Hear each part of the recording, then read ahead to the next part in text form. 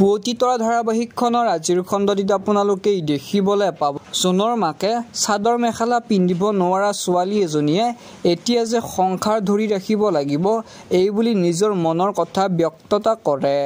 ইফালে আপোনালোকে দেখিবলৈ পাব অনুভূতিয়ে কৈ আছিল মই নিজৰ সন্তানক যে সংগ্ৰাম কি এই সকলোবোৰ কথা বুজাই দিম আৰু অপৰাধীৰ সন্তান হিচাপে যে মই কেতিয়াও পৰিচয় নিদিওঁ এই বুলি কয়।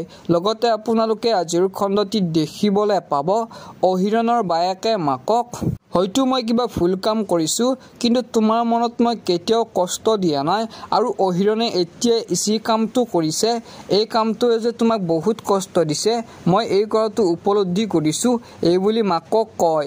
এতিয়া বাৰু অহিৰণ আৰু জোন এইখন ঘৰতে থাকিবনে জানিবলৈ পাব আপোনালোকে আজিৰ সম্পূৰ্ণ খণ্ডটিত। গতিকে পুৱতি তৰা ধাৰাবাহিকখনৰ আজিৰ সম্পূৰ্ণ খণ্ডটি চাবৰ বাবে বহুত বেছি ভাল লাগিব।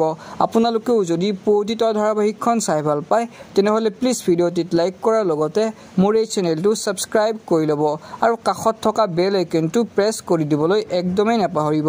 ধন্যবাদ।